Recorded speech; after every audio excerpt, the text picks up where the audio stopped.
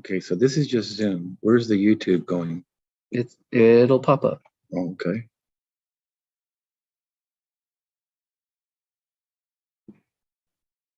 There it is. Hello. And right now we're blanked out. Okay, why is it blanked out? Because I don't have the cameras rolling. We don't have those cameras on yet. Let's turn these cameras on. That needs to be plugged in. Nope. That's just holding the camera. Oh, it's just hold it. Put it over here. Here, look at it.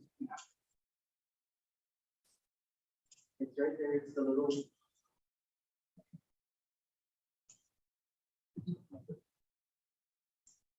Join meeting or sign in? Join you. That the meeting ID. Yep, that's it. The paper. You're in.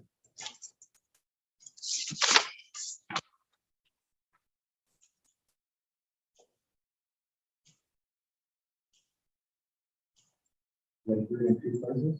For that camera. It's the ID. Say that one. 8, 7, 1, 4, 2, 3, 1, 1. Okay. 1, 1, 7, 4, 2. 871, 433, 1174. For the 2 at the end? Yeah. So 871, 433, 1740. Yeah. And it says H and K commencement. Do you want to change that to something else? Yeah. Go ahead and change it to. My name for future meetings, when don't turn to audio, turn off video. Okay, this is just Zoom, so won't be join. And a meeting that's 49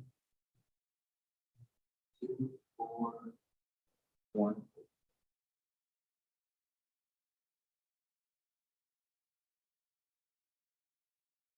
Going to big video. And then go back over there. Do that 17.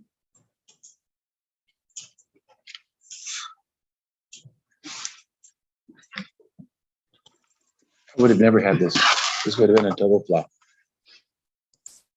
And then submit. And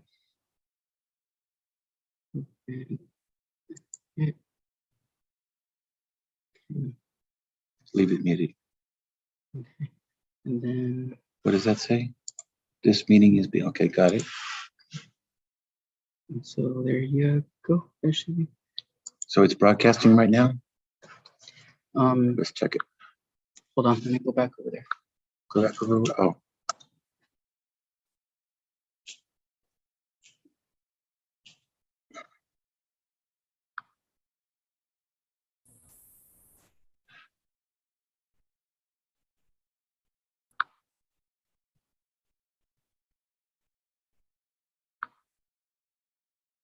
It says Kingsville ISD Education Foundation State of. Wait, that's 6-7. Just go to the word. Okay, so there's nothing broadcasting right now.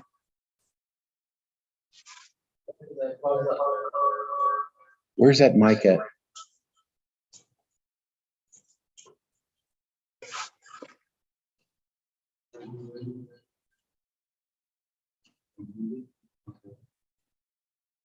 What about this thing? Huh? That one? Okay. So that one's on the computer and this was on the app. They're both on the app. They're running the same, but I mean, so this one I need down here on the computer, not on one application. Which one is this one? This clears. So this is the bottom screen, right? Okay. Well, on people reporting, so this is this one right here. Okay. So what is this? Oh, wait, no, you're right. This one is that side. This one is right there. So So you see how it says muted there, muted there, mute that one. Mute them all.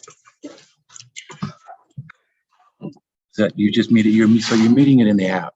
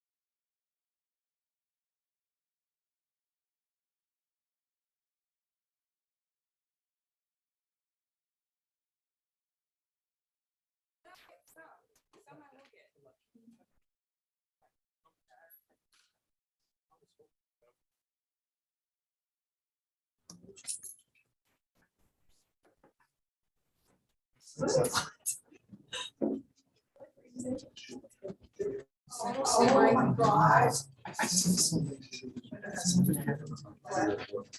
So they said, well. Good, thank you. Water. Are you serious? I know, I can't believe I.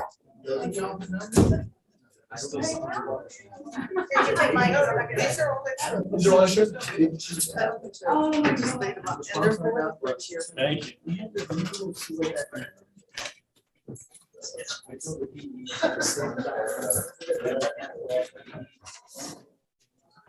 And all that extracurricular activity, concentrate on the arts. They had no idea what hours. No idea.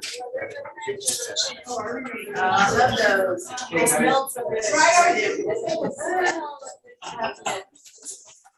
We're live. We're live. We're live.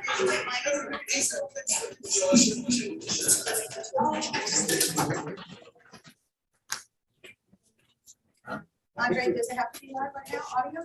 Wait, so what time is it? We usually don't start until right. 6 minutes.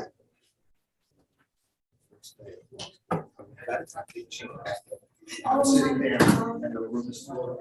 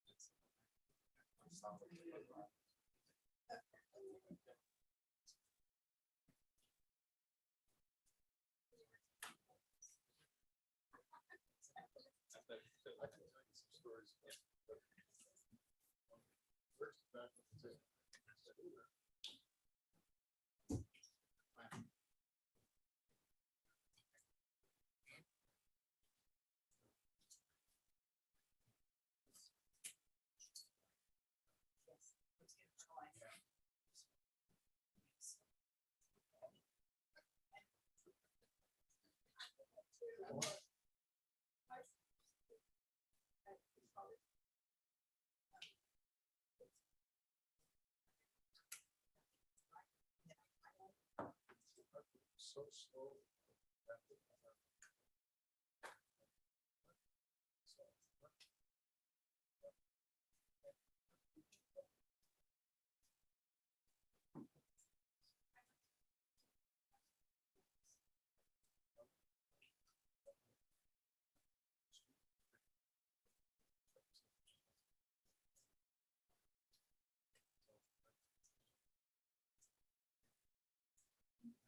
I have to do all three. I have Google, I have to write it down. Tell myself to visualize.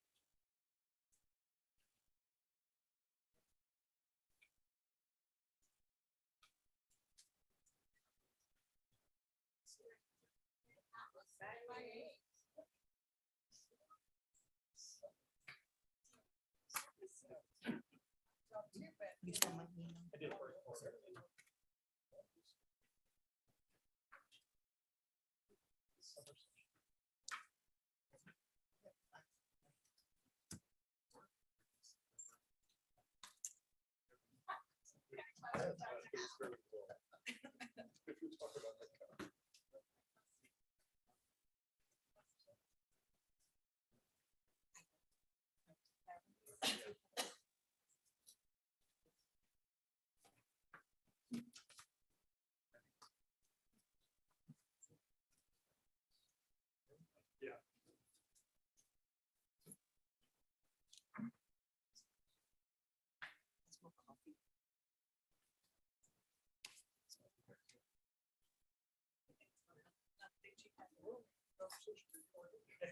Yeah, I'm okay with the toilet paper shortage, but I mean, coffee shortage, oh Lord. Guys, I've been going in and looking. You don't want any conversation. But the courses. Yes, I lied.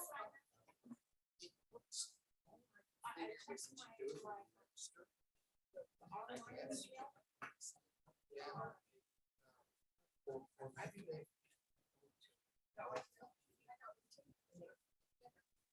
No, not yet.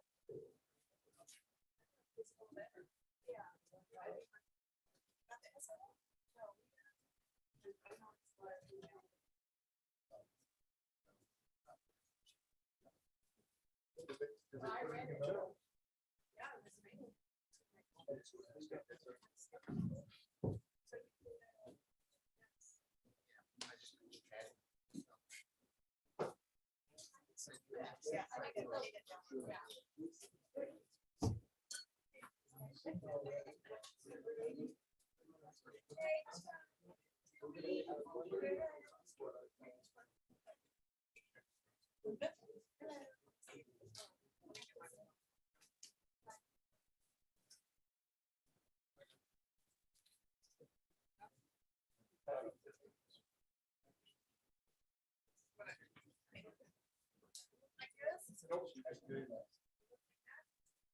Yes, exactly like that.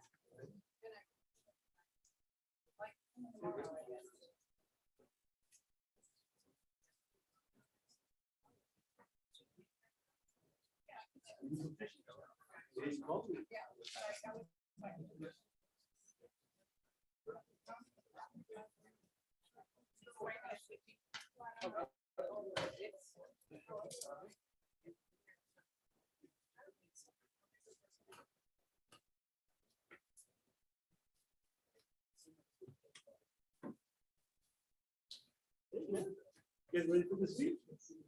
Yes, sir.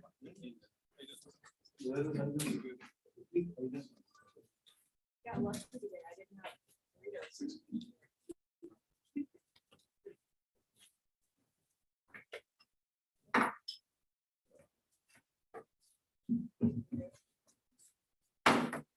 It's 5:30 PM on Thursday, June the 9th, 2022. I call the special meeting of the Kings Island School District.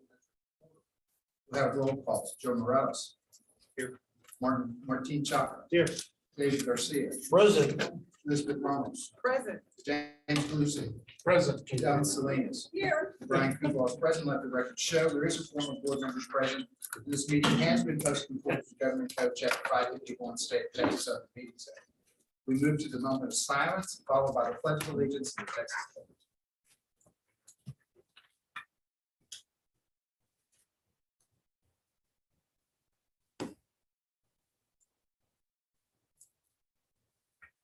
I pledge allegiance to the flag of the United States of America and to the republic for which it stands, one nation, under God, indivisible, with liberty and justice for all.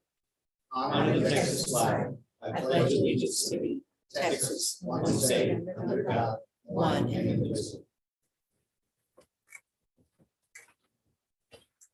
All right. Things being live streamed at https://bit.ly/3SROLQR.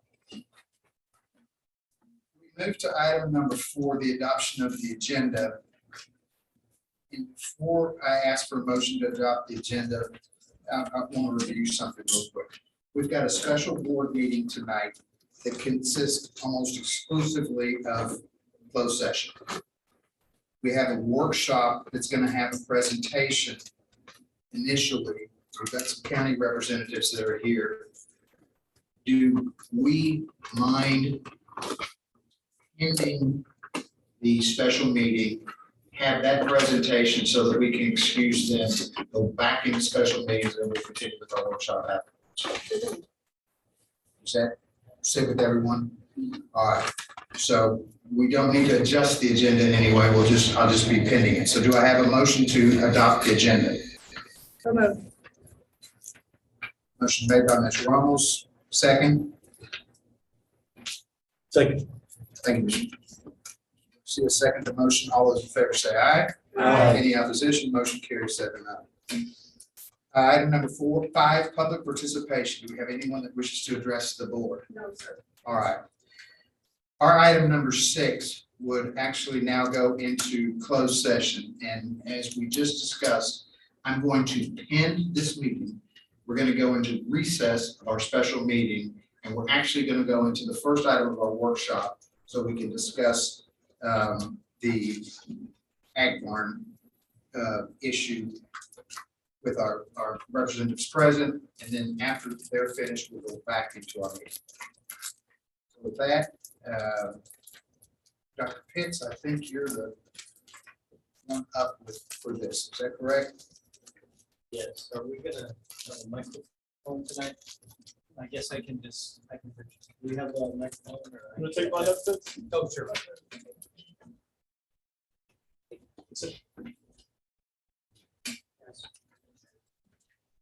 Test. Can y'all hear me? Yes, sir. Right, we were approached by Claiborne County through Judge Madrid about a proposal for our ag farm. I'm gonna let him speak about it a little bit, but the proposal would be to sell the ag farm to the county, and in exchange, they would build a new ag farm there. They would maintain the new ag farm. They would also allow Kingsville ISD students first choice for any of the stalls or pens there. And I will let Judge Madrid come over and speak a little bit more about it. Microphone's working with us, but I talk loud enough. So I do have the permission of my commissioners to come here today. What I'd like to do, this isn't a voting item tonight. What I'd like to do is just have permission, go out to the ag farm, take some more crews out there, do some measurements, get some estimates, put together a feasibility study and see exactly what it would cost to first and foremost is to make it safe, because it's a little unsafe out there now. I know I've got kiddos in the livestock show. We've been in that business for many years. I don't want to break Dr. Pettis' spirit here, but class of 1990, we actually built that ag farm. So it's been a while. You know, I just turned 50, so it's been a while. It's still a great facility. It has a lot of potential, and it does amazing things for the kids here in Claiborne County. For those of you who are not involved in the livestock show, I can tell you, there's millions of dollars that go directly towards children and their education. Each and every year that we do this, the 4-H, the FFA, I can't say enough about the value that brings to education for these children. And then again, it's all geared towards their college education. My kids, I can tell you, my boy Dallas, he luckily enough, we had the GI Bill that put him through college, but when he went to pay his book fees, geez, the books were $2,000, and I said, "You got this. You got livestock show money." So it serves its purpose. So if there's anything the county can do to help, we want to be able to do that. There are a couple of opportunities where I think we can. I've got our legal advisors and researching to make sure that all the checks and balances are done appropriately. I did speak to Mr. Maddox and Mr. Pitts this week. We are researching, just so it's not off the table. We're researching a way to make it legal where we can actually contribute it, these changes, and not do the MOU where we have to purchase it for $1. I would prefer not to. But if I have to do that in order to make the changes, then I'm willing to do that. You know what I mean?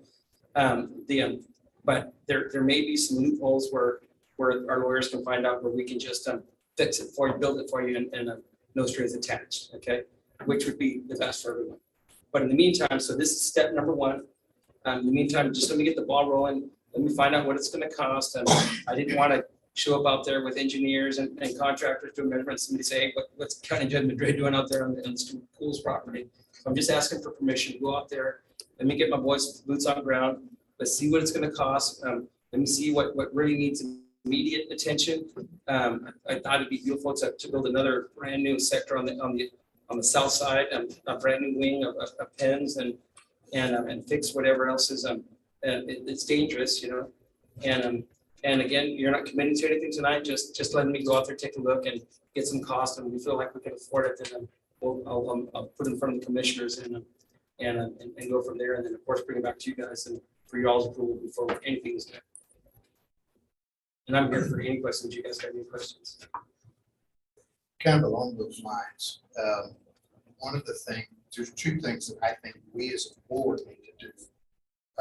Our homework, which can be happening kind of at the same time. I would like for us to basically start a title policy commitment request. We found out with Lato that I don't know how that land came to KISD. And we need to know how it came to KISD. We need to know how we hold it. We also need to know if there's any deed restrictions, because there certainly were in Plato, and so we don't want to have to have that problem. We can start that process too. No harm, no foul. If it works, it works. If it doesn't work, it's still a good thing for us to know. We need to know how we acquired all the land that we had. And then the second item, and I understand that you know, y'all aren't looking to purchases for commercial value at all. I get that. And from one municipality to another, not municipality, one government agency to another government agency, the whole MOU with the $1. We need to get a full-blown appraisal done, just so we know. Sure. Just so we know that we have on the table for us. So while there's I don't think there's any formal action that needs to be taken. We may take this up on our part on the 20th, on our meeting on the 20th to authorize. There'll be a little bit of expenditure on it. And I didn't want y'all to see that as all these lists of officers. No, you got to do everything that's correct. And I will tell you, if it means anything, kind of like a credit history check. If you check our intentions, we did this once with the prior board, and we did it on the old Austin School. We've now got an amazing facility there that Sister Elizabeth provides for the underserved population. We've got the Rivers of Love Soup Kitchen that provides nutrients to underserved and senior citizens each and every week. And now we've got the brand new addition. We've got the medical center there that's free to the public for the underserved population, free medical care, free prescription medications. And so we turned a condemned building into something amazing for the community. This is just another one of the projects we're trying to do. There's nothing in it for the county whatsoever except expenditures and work, which we're willing to do, and we're willing to do it for our community and for our children. So, and it's just a gift from us to you guys, and it's totally up to y'all. If you want it, we'll run with it. If you choose not to, then let me know soon, because then I got to redirect that money towards other areas. But I think this was more of a priority to me, especially for anything for our kids. Okay. I want to talk and ask a question and let you know what I've heard from my constituents. I'm the type of person that doesn't give up. So I would really hate to see us not have 100% control over the ag farm. But if we're in a situation like this, I'm willing to work with whomever's here to save us. Let's just put it that way. We need help. The ASD needs help. You stated that you'd be building anew. You're not going to repair the current ag farm. You're going to build a new on the same plot. Well, that's the idea. And that's why I want to have permission to go out there so I can see if there's anything that's salvageable, then we can salvage it and repair it.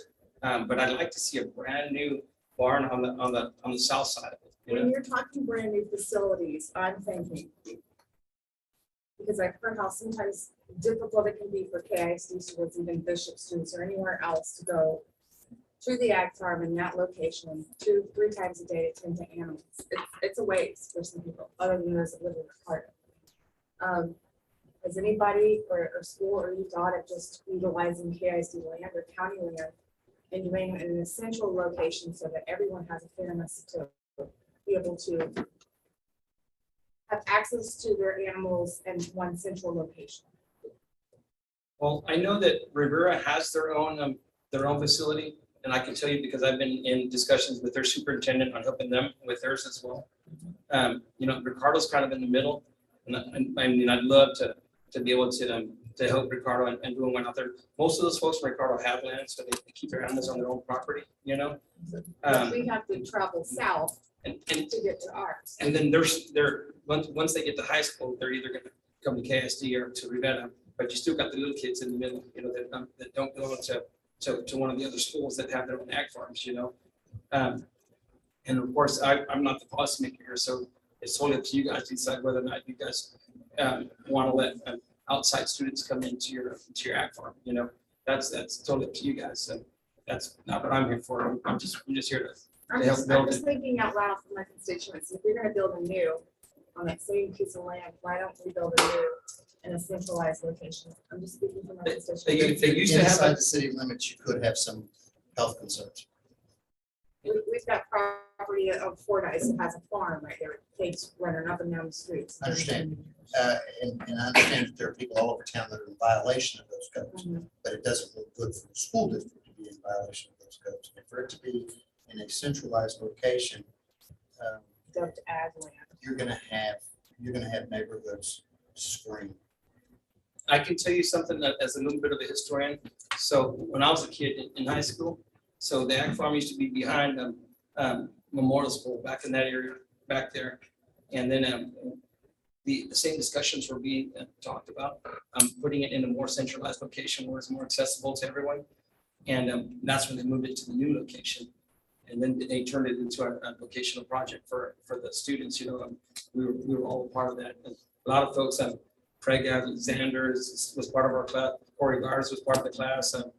And well, I don't hate to start naming them because there's a ton of them that are here today that our names are still in the concrete out there. We got in trouble for putting our names in the cement.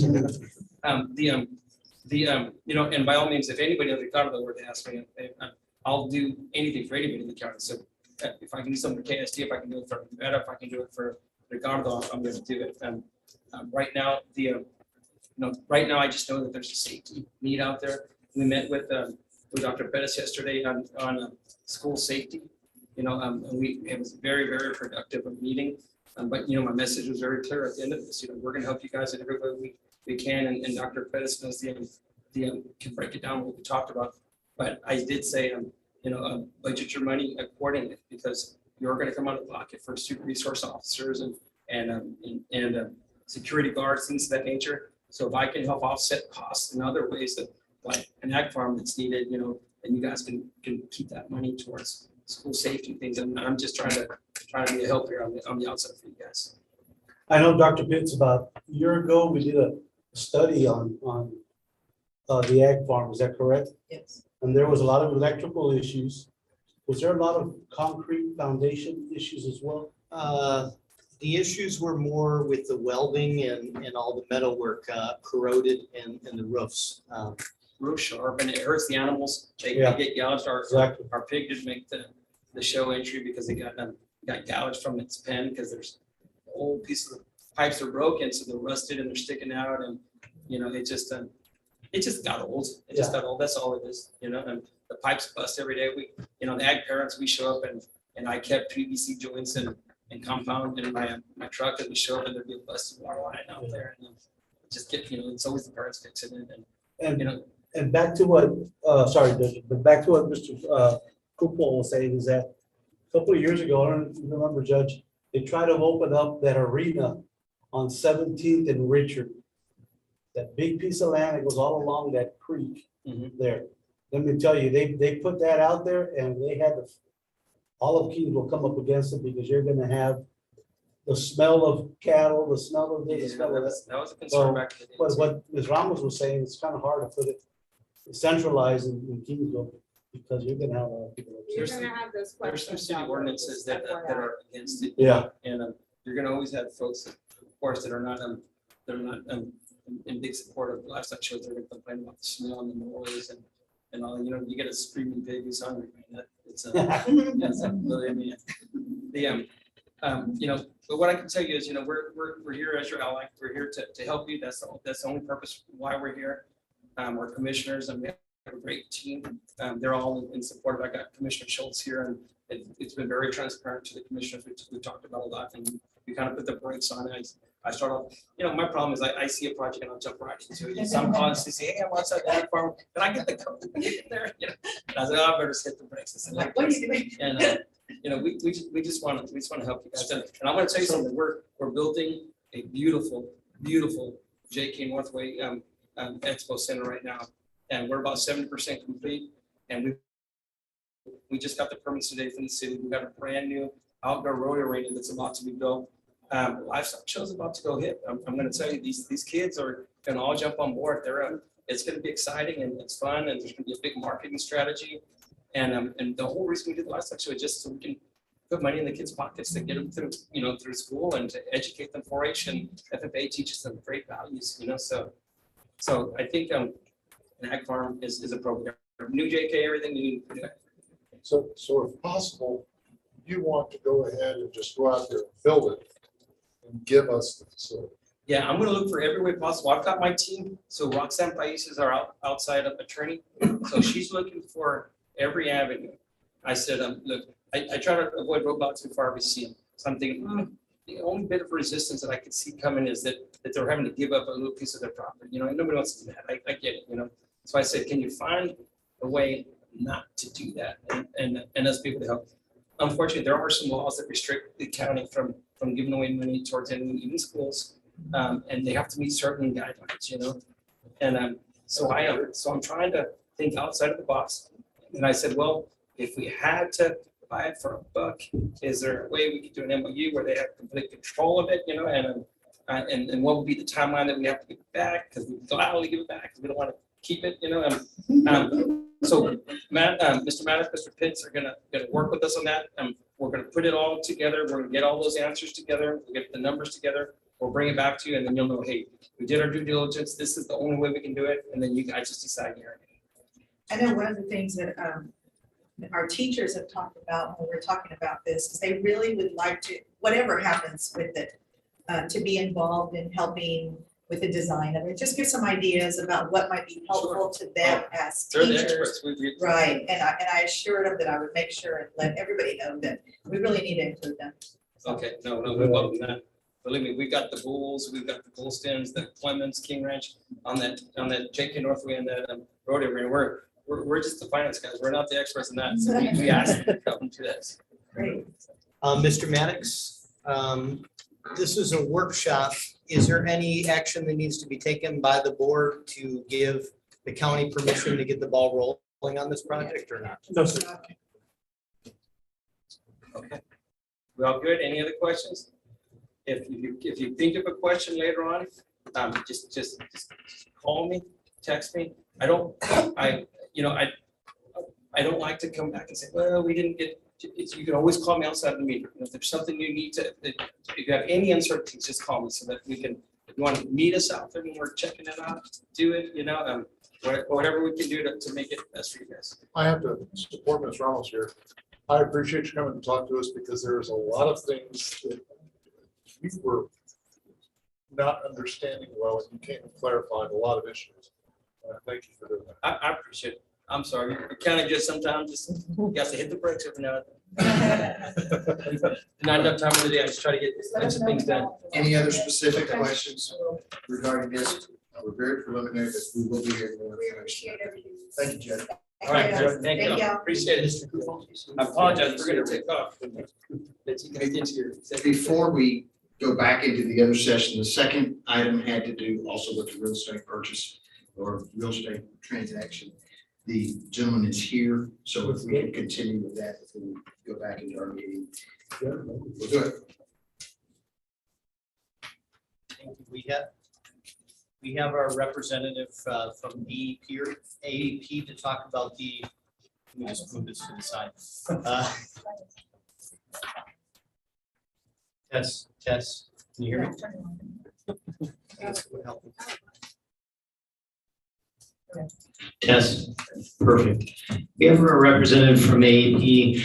They are proposing to buy a 1.5 acre strip of land that is adjacent to the power station next to the high school at the corner of 14th Street in General Cavazos.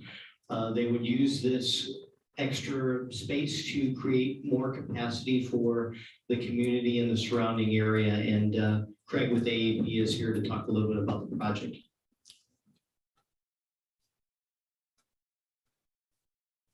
Hi, my name is Chad Laxton. I'm with the AEP Real Estate Department.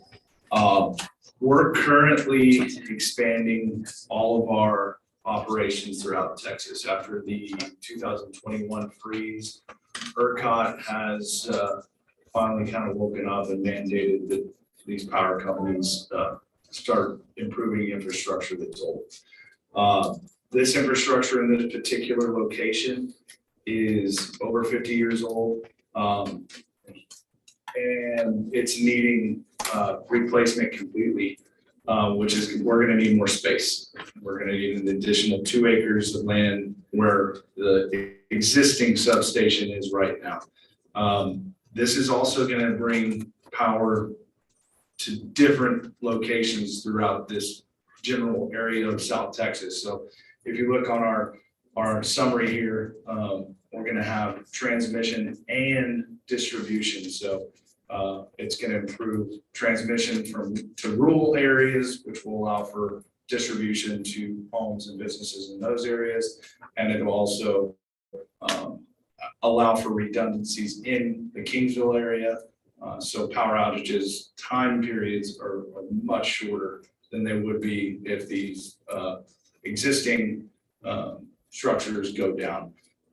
As you can see, like I said, they're 50 years old. So the manufacturer's not even able to work on these anymore. They don't make this stuff anymore. We're offering $45,000 for the 2 acres. We might have a little bit of room there to work with. But that was the offer. That was the budget I was given for this particular project. With distribution projects in general, we don't have a ton of money for them, but it does benefit the community. So we would ask for you all to accept our offer, and what we would do is put it under an option for a year.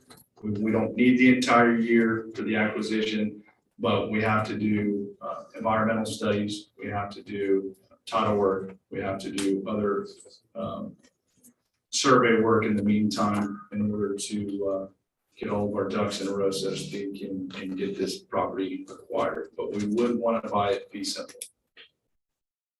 Yes, sir. I have a question. Of course, we're not electrical experts here on the board, but what's the worst thing that could happen, hypothetically speaking, in terms of like an environmental scenario? Yeah, so right now, as you can see, the units we have in there right now have no oil containment. They have filtration systems, so that's an issue. The new ones will obviously have those components on them, or that's an additional redundancy of safety. The big thing with our situation right now is the community could be out of power for a couple of days, if not longer, because we have to get new equipment in to completely replace what's there right now. With COVID and everything that's happened in the last few years, getting these types of switching materials and stuff is taking a lot. It's taking a lot longer. We've got everything on hand right now for this improvement, and that's why we're wanting to move forward with it. Yes, ma'am. So is it an acre and a half that Mr. Pitts presented, or is it 2 acres?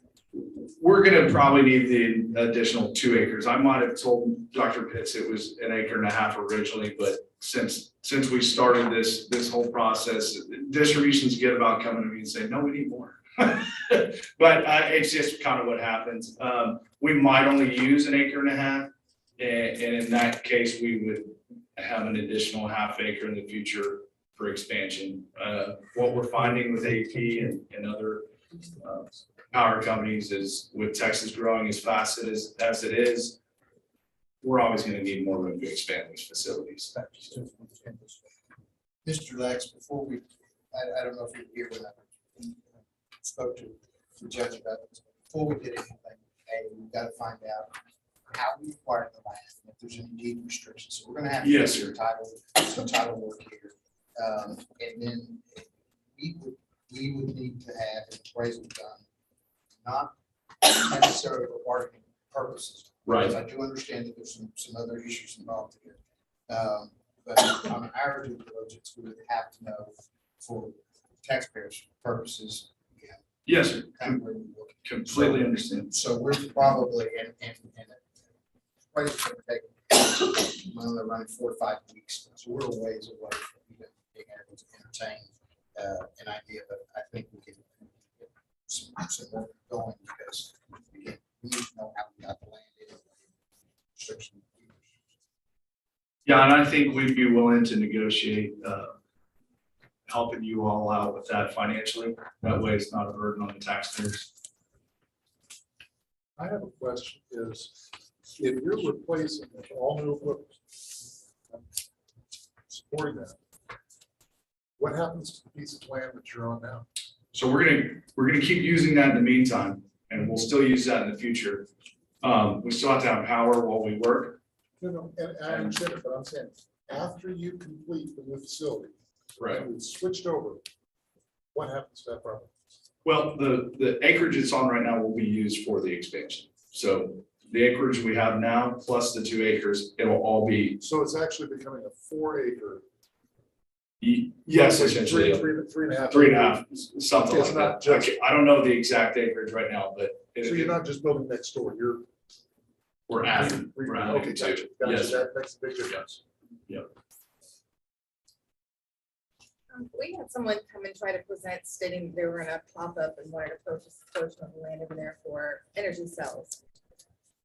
And that kind of makes me wonder, why would that person want to do that if you have, why would you want to pop up next to an aging facility? They don't look at the age of the facilities. They know that they have the ability to transmit to us, because any of those facilities, like a renewable facilities, like you're talking about, they need to sell their power that they're generating to us. So they don't have that knowledge. We're a utility, they're a power, they're like a power plant essentially. And they were talking about leasing the land, which is different than purchasing the land. Right. And I'm under the impression that that frontage for an acre is like 400 grand to purchase when you come down to 14th and Raymond Boulevard and North Boston. So I don't know how we do it here at KISD, but 45 seems very low for prime real estate in that area. Well, that's exactly why I said we need to get an appraisal done. I run a business across the street. I sold quite duck car wash because I own that land also. I have a real good idea of what the values are in there. However, considering an appraisal, it takes the environs into account also. And some businesses would be wary of being right up against an aging power plant. And so that could affect it also. The other issue, and don't get me wrong, I'm not saying there's no money left to spend for the acquisition of the property. But at the same time, it's just like taxpayers, we have to consider our customers that we sell power to. Our rates go up when we spend too much money on acreage. So it's essentially the same as a public entity, it's a utility. So I'm, like I said, I'm not saying that we won't pay more, but the appraisal is the best way to go. And that's what we would prefer. So. Have you looked at the map that we have and then we can give it? I think it's the next page on this. Yeah, let me go down. Or the second 2 pages. From left or right, but Oh, I pushed stop. Okay. The next one. Yes. Okay. Is that borderline correct? Well, until we do a survey, And here's why. this is a GIS rendering, so. Right, and I understand that. And I'm just saying, the reason that I'm saying this is that northeastern corner is much closer to our running track. Yep. Than you are from the street on any other side. And I'm curious, I'm wanting to know is, I don't know, do we talk about shaving off that corner, just so it's no longer 490-degree angles? This is not set in stone right here. So we're up for suggestion if there's an issue. And that's why I'm just throwing up the balloon. I'm just saying it may be an issue. Sure. Because I don't like people, blindsided at the last minute. Yeah, and I think once we get a little more into it, as far as the processes that we go through, we'll have more answers. This is very preliminary. We just want to make sure that this is an option that we can move toward. It's a pretty tight area where we're at already. And the community is definitely going to need this expansion. It's What's time. Plan B for AEP? Plan B for AEP. Well, I really. Without our rates going high, like you said. Right. I really don't know in this situation. I'd have to go back to engineering and discuss that with them. We'd have to have quite a few meetings if this is gonna be taken off the table. Gotcha. We won't let Kingsville go black. I know that. We're not gonna let y'all live without power. Well, black and gold is okay. All right, any other questions? I just want to make sure that I'm hearing this correctly. You want to acquire this land to build a new station. The current station will stay the same after, The current station is gonna change. But while during construction, we're gonna keep it as is so that we can keep the power flowing. Once we begin construction and the new pad sites are in place, we'll start to slowly put into power the new equipment For the old. in phases. So it's a process. It's not all at one time. What are the next steps in the process? So in moving forward, we definitely need to talk about appraisals. We definitely need to talk about survey work and just the right of entry for survey work. You know, I don't necessarily need any major documents signed, but I would like a draft of a right to enter so we can get the survey work done.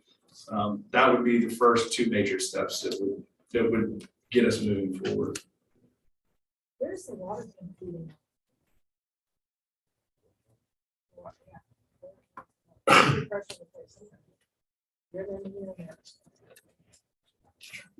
Just wondering where that's feeding out to, if that's even in the way. Any other specific questions or comments? Thank you, Mr. Lax. I appreciate y'all's time. Thank you so much. Thank you, sir. Thank you. When this was built 50 years ago, this was out of town. I think it is. No, I remember. I mean, you had to drive out of town a long way to get to Dr. Pat's veterinary clinic. Some of us still call it the new high school. Wow. Yeah. With the old high school. It is. All right, and at this point, we will end the workshop and we will go back into our regular special call meeting. All right. So we're now down to item number 6, and the board will enter into closed session in accordance with the Texas Open Meetings Act, Texas Government Code 551.071 and 551.074. To consider the following: 6A, consider and deliberate regarding employment of contracted personnel, executive director of secondary instruction. 6B, consultation with legal counsel. 6C, Texas Government Code 551.071, legal advice from school attorney, proposed separation agreement. 6D, Texas Government Code 551.074, discussion of personnel, discussion of proposed non-renewal of teacher, proposed separation agreement. No action will be taken until we return to open session. We are entering closed session at 6:07 p.m.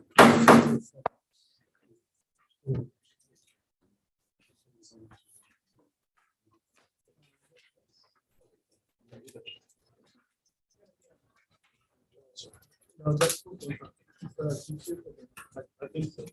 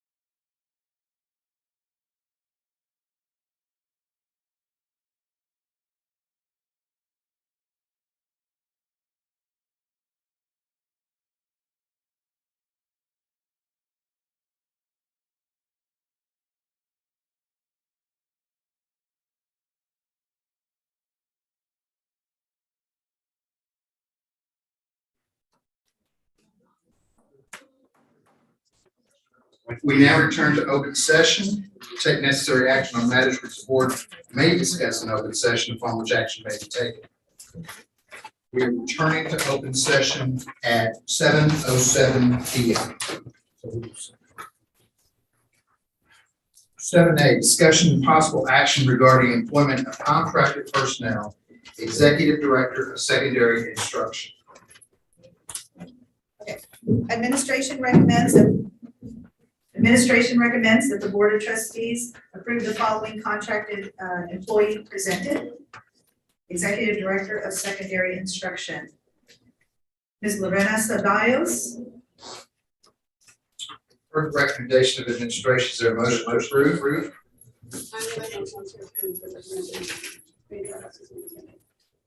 Motion made by Ms. Salinas, is there a second? Second. Seconded by Mr. Bluesing. All those in favor say aye. Any opposition? Motion carries 7-0. Item 7B, discussion and possible action to delegate the authority to the superintendent of schools to approve a separation agreement between the district and a teacher as discussed in closed session. I will make a motion that we delegate the authority to the superintendent of schools to approve a separation agreement between the district and a teacher as was discussed in closed session. So moved. Is there a second? All right. All those in favor say aye. Any opposition? No. Motion carries 6-1. All right, there being no further action of the special meeting, we will be adjourning the special meeting at 7:08 and returning to our board workshop session.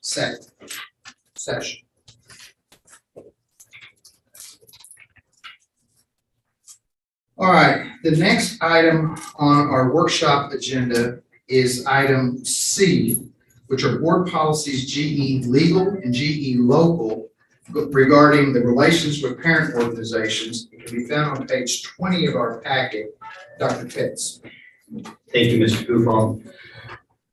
We've been asked by the board to review our GE local and GE legal. And what you see up there is currently what we have for GE legal. That's fairly generic, and that is what TASB recommends. We are not recommending any changes in the GE legal. Obviously, that's not our own policy anyway. If we could bring up the next document. This is our current GE local. And all the red deviates from TASB's standard model. The blue is what they have, what they recommend. All the red are additions that KISD has added over the years to, stipulate what they expect from booster clubs. What TASB has advised us is that everything that you see in red is more appropriate in an administrative procedure instead of in a local policy. Mr. Barrera, if you could go to the third document, please. So this is what we are proposing. If you scroll down, these are the proposed revisions. And again, we're not voting on this today. We're even having a first reading on it today. This is just a discussion on it. We're proposing removing TASB's recommendation from the local policy. And Mr. Barrera, if you could go to the last document, please. And moving those items to an administrative procedure, and I'm going to just go over a few things in the administrative procedure that we've added. As you see, we require 5 things from booster clubs. We required 4 in the past. They have to turn in their bylaws, current list of officers, and their financial goals. They have to submit an annual report of activities at the end of the year of all funds. And now we are going to add, if you could scroll to the next page, please. We're going to add number 5, where on the 5th of each month, a balance sheet must be submitted with revenues and expenditures, bank statements, and copies, checks issued. If you look down further, if you could scroll down to some of the specific guidelines that we're also adding in there, we are adding that number 5, that the Booster Club president must meet with the chief financial officer in August and January of each year to review financial record keeping requirements. So we do it at the beginning of the year and middle of the year, even though booster clubs are a separate organization. We would like to make sure that they are being good stewards of funds that they are raising with the school district's name. Again, there is a separation. These are not our organizations. They are affiliated with us, but we don't have direct control over them, but we are looking at putting in administrative procedures in to make sure that funds will be adequately used for their intended purposes. You see also that we have, scroll down a little bit more, Mr. Bennett. Okay, so superintendent authority, currently in board policy, to disband a student organization, a booster club, it needs to come to the board for approval. We are recommending or proposing to the board that the superintendent has that authority in the future to cease to affiliate an organization that does not adhere to the board policies and administrative procedures. So that would be a change. And if you scroll down a little bit more, we have put in all the requirements for fundraising that now we have for our student organizations that we have control over. So now they will have to go through the same process. Anytime they have a fundraiser, they'll have to submit all the documentation to us. If you scroll down a little bit more and you see a list of that documentation right there, keep going, it continues on to the next page. And then after it, again, within 5 days, they have to turn in the final report with all the money there that is managed. So you also see the responsibilities that they're going to have. Scroll down a little bit more. Keep going.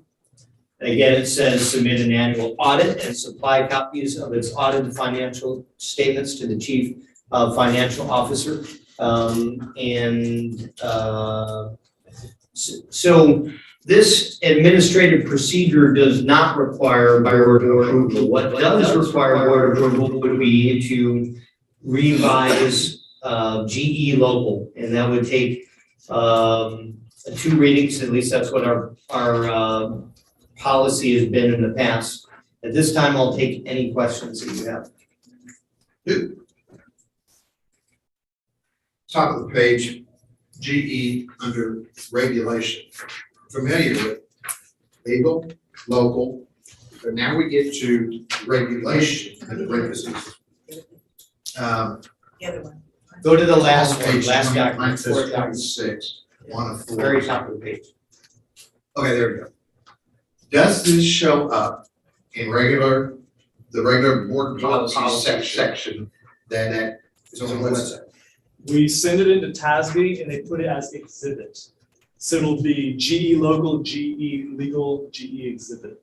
It can be readily accessed by the public, but it is an admin regulation. So a year from now, it has problems and we're getting phone calls like crazy. And we have divorced ourselves from the oversight of this, which I think is a very good thing. And I think it's a thing that's being advised. But we no longer have any control over this. The only way we could get control back over it or have any kind of say-so would be go back to our local policy that we just amended and took everything out, and basically put it back. Correct. All right, so that's the checks and balances. Correct. Second question, and can you go down to the bottom of that page? Oh, no, Bottom of page 1. bottom of the page, go up just a little bit to the bottom of the stop there. All right, did we steal this from someone? And what is RRM? You're talking about number Down at the left-hand bottom footer. Date issued 3/6/17, update 53 GE regulation. So this was from TASB recommendation. Okay. Does anybody have a clue what RRM means? I think it's an internal TASB Okay. documenting system. So we did not recreate the wheel. This is something that. No, this was a recommendation from TASB, although we did add to it. We put in all our fundraising requirements. We put in certain things, for instance, a school employee could not be a member on the board. So we added our own to the TASB model. All right, Why would he- my next is, we don't have 27, so you're on the right page, 204. Can we go up to the first number 5 on that page? Further, there's another 5. There we go. You're gonna have a packet put together. Johnny's mom is now the treasurer of the Band Booster Club, and Johnny's mom, doesn't know what a balance sheet is. Right. Doesn't know, I'm here to tell you, nobody knows how to balance a checkbook anymore. Right. And so. That's why we have in August preliminary, we have a meeting, a required meeting where they have to meet with us and we'll go over all these financial reporting requirements with them. I'm not poo-pooing it, I think it's very, very important, but we're going to have packets that these people are able to. I have a question. Does it still say in your policy that organizations have to be a 501c3? I don't think so. No, we don't have that in policy. So it will be a regulated booster club under the district, under the umbrella of the district, not its own entity. It'll be its own entity. Its own entity, yeah. So Yeah, it right. will be a requirement to be a 501c3. Should it be? Yes, Yeah. please. Okay. Mr. Maddox. Sure, so these are not, this is not a district entity, this is a separate entity. So the legal formation of these entities needs to be whatever makes sense for the purpose of the booster. The district doesn't get into that, that's between the booster and the Secretary of State. So we simply say, if you are a booster entity and you come to us, here are our district regulations. So whether it makes sense to be a nonprofit or not, that's going to be a booster decision, and they do that under their own formation. All right, so let's do bang. Band Booster Club is its own separate entity. Its monies collected are not gonna be commingled with the district money. Correct. They're gonna handle that all on their own. Yes. So, actually, the answer to that question is the bank's gonna determine that. When they go in to open an account. at a Correct, bank, because a bank will require a it's gonna require EIN something. number Yeah. in order to open up a business account. So there But an is, EIN number is not a 501c3. no, and it won't No. have to be, It can be a TIN number, an EIN number, anything that is associated with a tax exemption for donations or a sell-for-profit or a not-for-profit organization. And- The issue is that there are over 30 different categories for nonprofit organizations. Which one does one apply for in order to be able to run a booster club? Yeah. And then who is gonna apply for that EIN number or TIN number? Because every year, the organization officers are will gonna have to change, fill out yeah. an E99 card online, depending on how much money they generate in the bank account. And every year that E99 card is submitted, it is a renewal of your EIN number under the percent that applied for. That's right. So if the booster club organization says that they're gonna have officers elected every year, for instance, if I were to apply for that EIN number, if I didn't get president or wasn't elected president, I don't want my name all over that. so there are still some issues. They kind of need to be fine-tuned, and we're not unique. I mean, this is district all the ways. And so I think that there are some answers. This is another area where I said earlier, TASB has finally published all of their I'm gonna give us all assignments at SLI. Here's one of the things in our meetings, or talking to other people, booster clubs, and I have a feeling you're gonna have people roll their eyes like crazy. Safety is another one that I think we need to be discussing. What are other districts doing? Student representatives is another one that I think that we, in fact, if I remember to, I'm gonna call TASB and ask them if they can give me a district that has a student representative so that we can talk to them about how that kind of, but there's a number of things that we can have on our plate for SLI. I had one more question before I'll stop, is on page 4 of 4, and it dealt with the booster club has to provide evidence of adequate insurance coverage for activities. That's what looks really. That's gonna be pretty difficult for them to do. Expensive. You think? No, probably, from a business standpoint, you get business insurance with liability at different years. You're looking at 10 years ago, maybe $150 a year. And $1 million again, we're not coverage. the But that's an unique. individual. Yeah, and we're not unique in that there are other districts out there. So I am in favor of divorcing this from the board. Just aware that there's some headaches being created that we just need to get some information. I guess the couple advantages of removing it from the board. One, of course, it's more technically determined, it's more of a procedure than a policy. But then, if we need to work out the kinks, we don't have to bring it to the board for 2 readings. We can just fix it right away.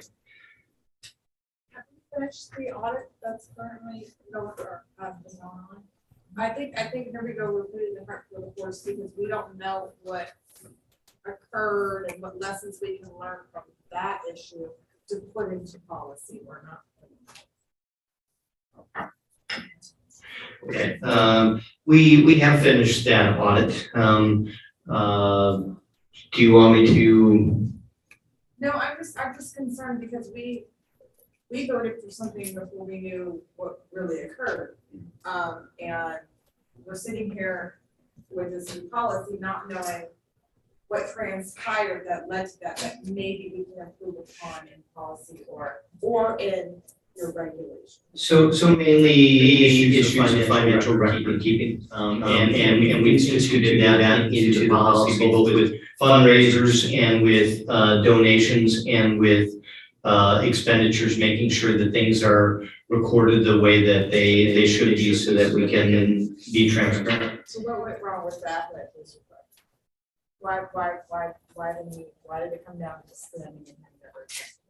Well, they had several members that resigned on the board even before we divorced it. So they were having some internal issues, as well as there were questions on there was disagreement on how the funds were being used among the board members. So it's not that they ran it directly by the funds, obtaining funds, spending funds. It was the argument of where the funds go. Yes, but then once we did the audit, we determined that the record keeping could have been better, and that's why we're going to meet with the booster clubs to let them know exactly what we expect. We should have receipts for purchases, We should have. She knows what's going on. So another thing for the nonprofit organizations in a 501(c) is that most organizations, it is a common practice for the founder and their employees to be paid a salary to run it like a full-time job.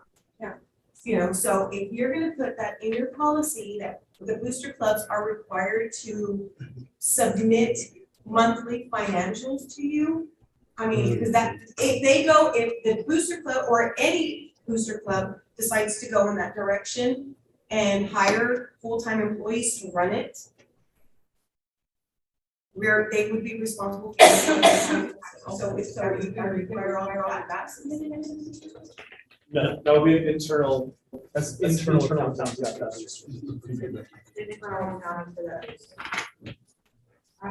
I'm just. That wouldn't be purview to district oversight, is what I'm trying to say. Yeah, well, you would do probably a 1099 maybe contract, and just make Yes. sure that when the reports are due to Dr. Pitts, that it shows, we had this coming in and we had this going out, and these are all the expenses.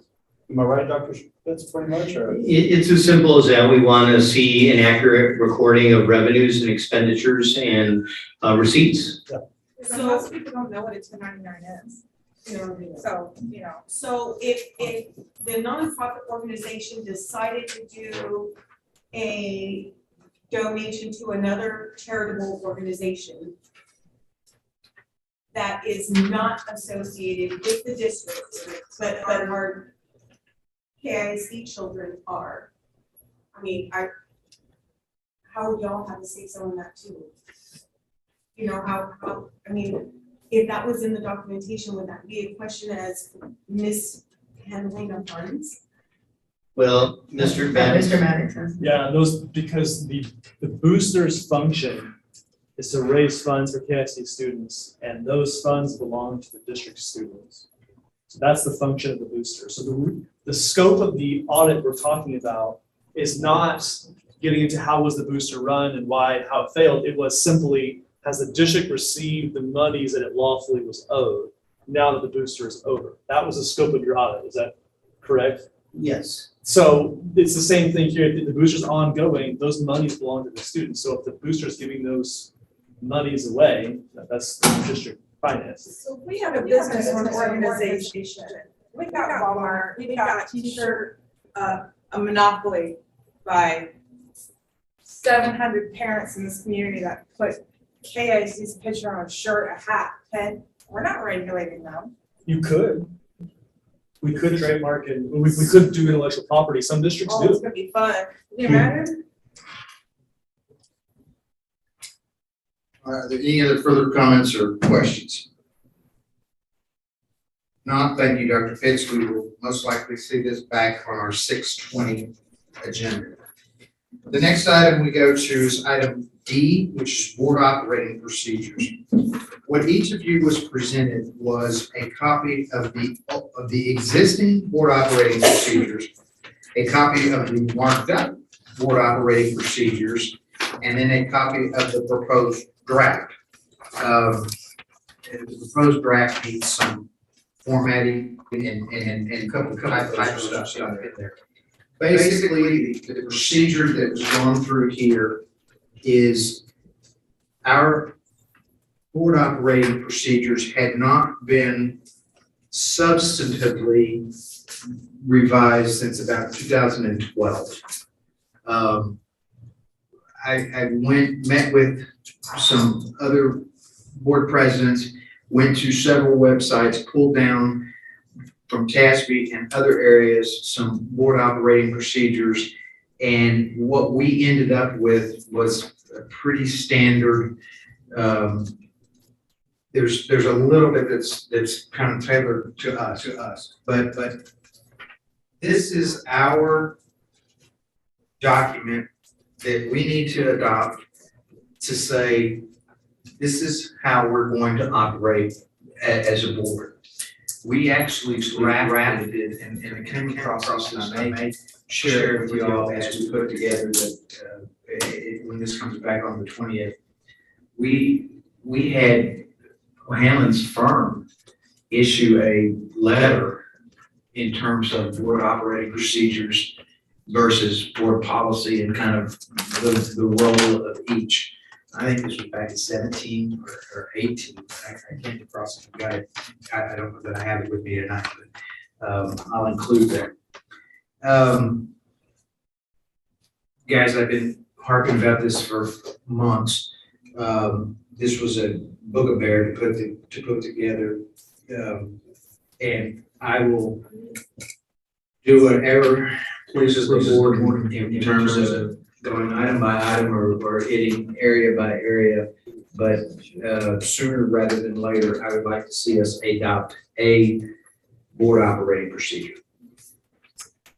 The board operating procedure has some calendar items in it that will flow through to our calendar. It also could require some other policy revisions.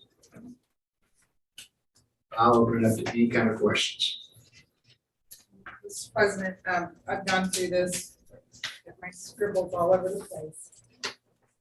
Is there any way that we can have this included in a workshop that maybe there was something like teamwork, board teamwork, or superintendent board teamwork, where this can be included and mainly finalized in something about it? Because I can go on this for about 3 hours alone. Just and I think it'd be a good idea. We have 10 minutes in this discussion today. Give us time to tell you our thoughts on it, and then that way we can, when we finally get to the team building or something similar to those lines, we can change it or give each other's views then and then adopt it. All right. I don't have a problem with that at all, but let's walk through a timeline, guys. We've got an agenda for June 20 being put together in the next 2 days. We don't meet again until the end of July, and admin is closed. We have a superintendent evaluation instrument, superintendent evaluation, board goals that need to be put together during the month of, we need to have it done before school starts. So we've got some heavy lifting to do in July and in August. Not to mention all the regular admin and stuff that's going to be coming, not to mention the budget, which is going to consume some time. So I don't have a problem with that at all. Please be advised that we do have an existing board operating procedures, and until a new one is adopted, it does exist. And so no, I don't have any problems with that. This is not voted on, correct? It is voted on. It's It does not require two readings. It is our procedures. It's voted on because it needs to be something that all of us, or at least the majority of us, say, this is how we're going to run our meeting. This is how we're going to act as board members. This is what we're going to do in these circumstances, and these are what we're going to do in the other circumstances. And again, I think you'll find it's pretty standard and pretty common from all the districts out there. But there are some issues that, some items that have been added because back in 2012, they kind of didn't exist.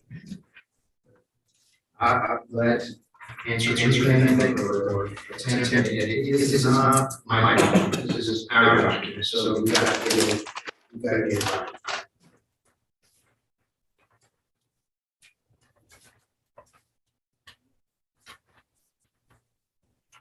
Any specific questions, comments, heartburn that people have with certain areas? I have a problem with on page 69, page 5 of this, which is they're looking to approve. Yes, sir. And it says the same thing. But under the development of a board meeting agenda and placing items on the agenda, what does in the near future?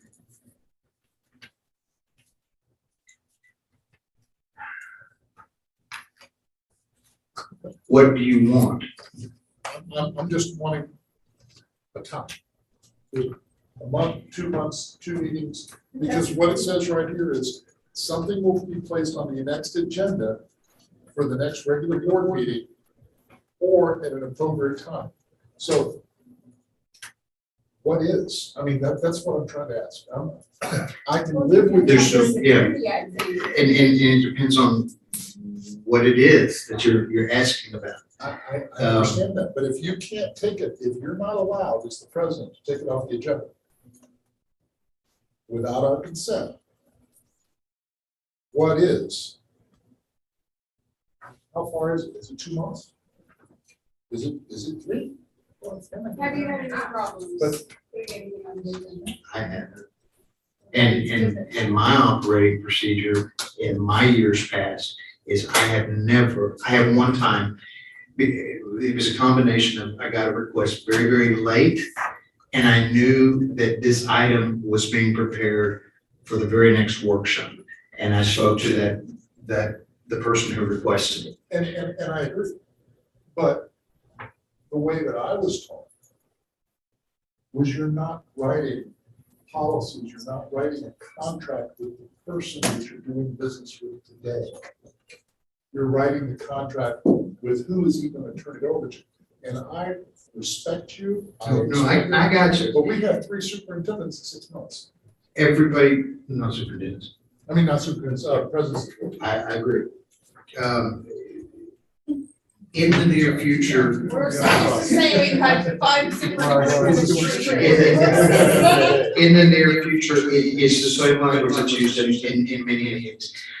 My fear is if you said within the next 90 days, that rogue person who's not going to do it anyway, is not going to do it for 90 days. To me, the bigger control there is if it's not on that next agenda during the meeting, and you haven't been told when it's going on, during the meeting, I think it's appropriate for a board member to ask, I request that an item be presented on this agenda. Can you tell me when it will be? And refer specifically to this. Because this document, whoever the board president is going to use for anytime there's problems, they're going to be referring back to this. And I respect that, and that's what I'm trying to find out is, what is the procedure if it doesn't work? It's the same thing, and when 2 members requested a meeting, and they gave a timeline of dates, one of them was a day that was supposed to be held open for meetings. And it was said afterwards. And I've got it. I understand the reason. Not they, number one. Number two, we've reduced it from 2 to 1. And 3, by submitting this to you guys and me being the author, I open myself up to being crucified should I not be dotted and the T not be crossed. And I welcome that. That's why I'm And saying that's- it's the next person. Well, and it is our document to control with each other. And that's why I'm asking. I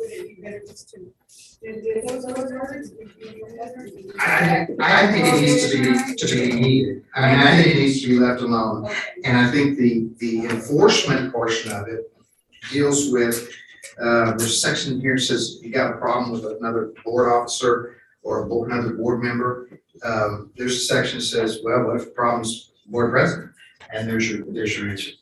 You go to the vice president and What if the vice president has an issue? she brings it up to the president of the board. Oh, wow, okay. Or huge. Now, that's, I'm just trying to find out. What is the procedure? I think this is great. Yeah, I think it's five something, and I did receive it. Okay, I'm glad you have it.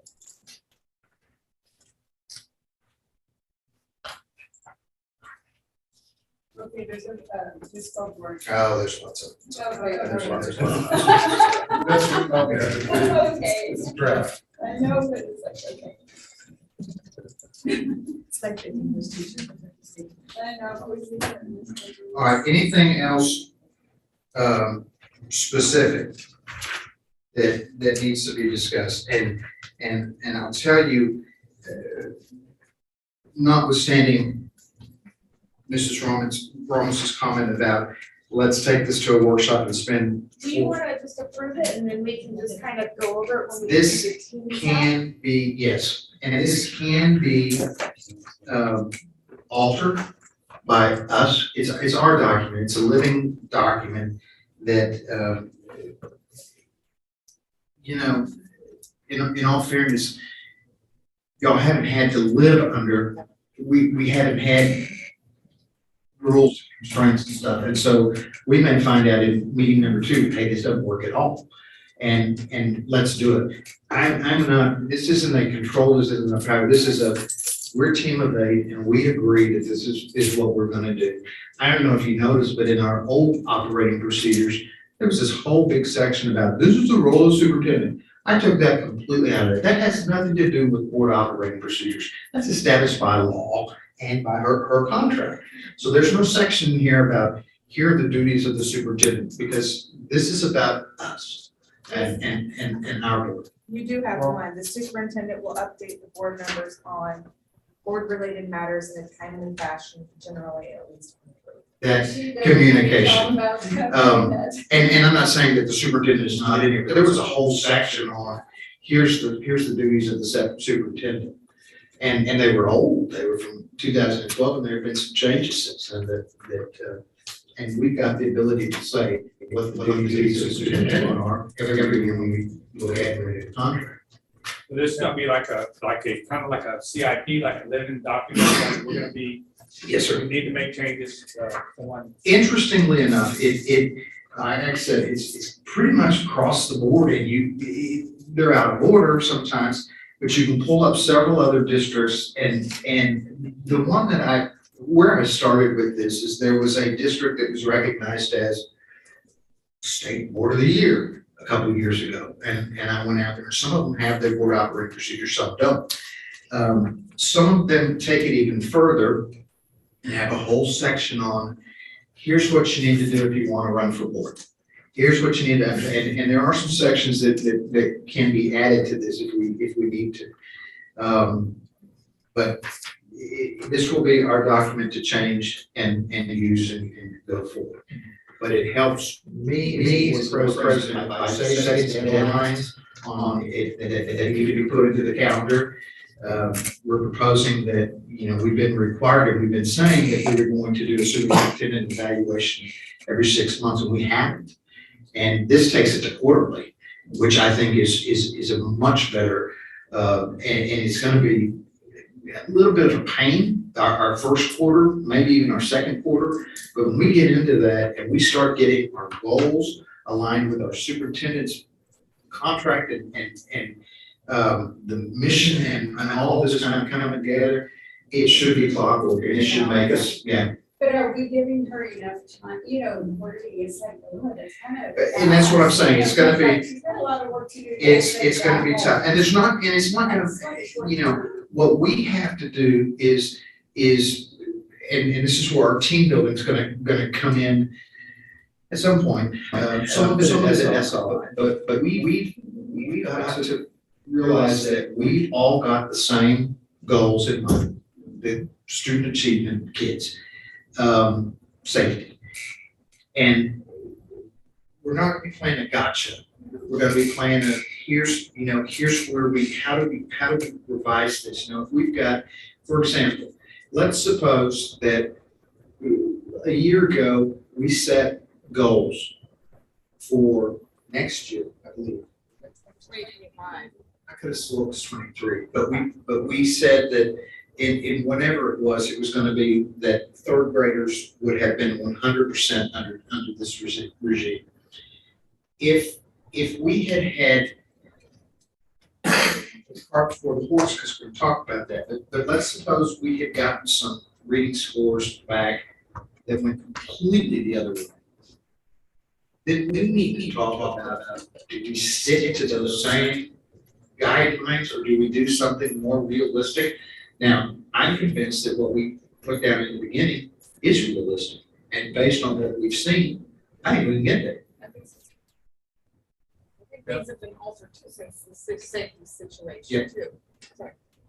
Well, I was gonna say, since you brought up that section, I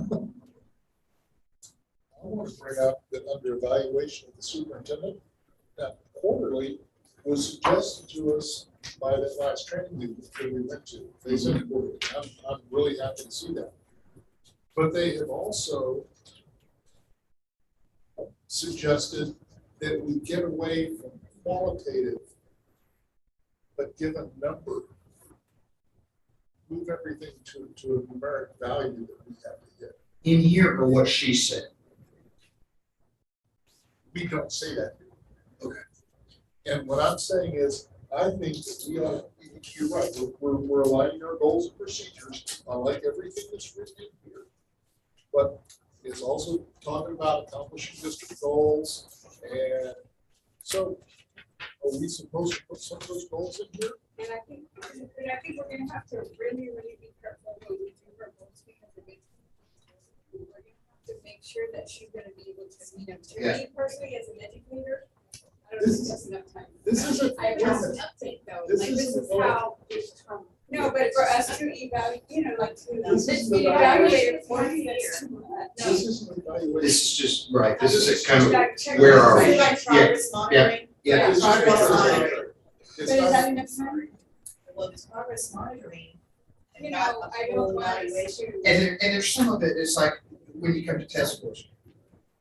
Well, you're not gonna know any more in March than you did in December much, you know, you could have some benchmarks or something, but you're not gonna have test scores and stuff like that. Maybe things that change that are emergent, Right. like COVID, monkeypox, or Right. tornado, or a hurricane. And one of the things that we have to do in July is adopt a superintendent evaluation instrument. We have, we need to look at it and say, do we like or do we not like what we used last year? And that's where we get into the discussion about, are we using numbers or are we using, you know, words that are, you know, fuzzy words? And so that's where, And that's what I'm asking, and that's what I'm asking. When is and the- that may change from year to year to year, because we may find, you know, I know there's some people who really, really liked what we did last year, and there's some that did not like at all. what we did last year. When I first started, we voted to have their evaluation. And we voted to have two, one was gonna be 6 months early, just so we could say, look, you're moving in the right direction. Your evaluation for higher and continuation was still at the same time, we were supposed to have an evaluation, and we said it was gonna happen every 6 months. Right. But it turned into, we're doing a full-blown evaluation and 6 months early. Yeah, she's already accomplished half of what done. And that's fantastic. I'm proud of her for doing that. But what I'm saying is we were using it as the final. Right. And this allows it to be kind of a living instrument. And along with those lines, we're not ready now to do a board evaluation, but we need to do that also. And we need to do, we've got to find the right instrument. Part of what this is and why it's so important that we get this here is that go through this. There are classes, there may be something, you know, dealing with governance or an area that may help make this clear. There generally are sessions on superintendent evaluation instruments and things along those lines. And that's an area that we want to focus on and don't feel comfortable with ours. But we're going to need to, because we're supposed to have an evaluation. If we're gonna do that, I think that there needs to be a place in the meeting, an item on the agenda, that's just like you give the superintendent's report. There's an opportunity for board members to give a report, not an action item, but to give a report on any trainings they went to. And it may be like, it may be like the public engagement, where, does anybody have anything to say? No, no, I think we just go on. But there has to be some way for us to disseminate the information, or there was no reason for us to go there. No, I agree with that. There's, we need to figure that out. That's part of our board evaluation. Also, anybody have any other major issues? I had a question for Jim real quick. So Jim, in the quarterly evaluation, if you like, our deadlines, I mean, like. Well, in the training that we went to at the university, there were several of us sitting at the table. One of the things they said, you do it, you have your goal that you're set for the year. But every 3 months, quarterly, you just say, well, we're heading in that direction, or we're doing something wrong, but you have a chance to change it. You have a chance to tweak it instead of just saying at the end of the year, oops, I didn't make it. And that's what I was trying to say. I was trying to say that there's a 6 months. I mean, I thought that's what we voted on. I don't want to be Is aggressive. that I not think being what it's aggressive. for? Yes. Okay. I just felt like it was too often, you know, she had more of a problem on it, to kind of help her. Right. But it's not gonna be anything formal, it's just for us to No, kind but of it's figure not- out, and- if you need any help. Some of it, whatever. some of it we're doing already, Right. informal. You know, I mean, we're getting updated on this stuff. And really, it's gonna be, as I see it, it's more of an opportunity for us to constantly have these goals kind of in front of us. And if there's something there that's like, hey, wait a minute, I haven't heard anything about that for a while. Where are we? And it's great because when we have these, and I think the board goal should be at the same time, it kind of reminds us to keep our eye on the eye right there, instead of. But if we. The bus leaving Right, station. how the calendar is, kids come to school every 9 weeks, right? That's like the. Yeah. Why don't we do it like twice every 9 weeks so that they can kind of coincide with the calendar? You know, so that we can give her more time to actually show progress, because we're gonna give it to her at the middle of a 6 weeks or Yeah. semester, and it's like, she doesn't have enough time. All right. And I'm just thinking, just as long as it's not gonna be, like they mentioned, and I gotcha. Yeah, that's what, No, Because that's what, I'm sorry, that's what it. that's what it's, it, I see it already. well, Because why wasn't this brought up, when, who was the lady that gave us a training of Laura. evaluation? Laura Well, from, nobody said anything about that. because we're learning. And well, I mean, but we had a good evaluation tool, inventory tool. and we will use that. We will, that's our jumping off point to I say. just think orderly, Too often. Maybe I would we're say giving go- Booster Club 6 months. Well, I would say coincide with our calendars, every calendar, you know, just to kind of, so you can have a better picture of where we're at, but. that's But I just- mean, and I don't see this being a, hour-long, discussion. This is a 10, 15-minute per quarter to just kind of say, here's where we are, and, here's our update, just so that we don't have any surprises and she don't have any surprises. I think, like we said, we can do that informally, where we say, this is the beginning of year, this is the middle of year, this is the end of year. That's for, I mean, depending on our goals, that's what we do. But you sort of do that.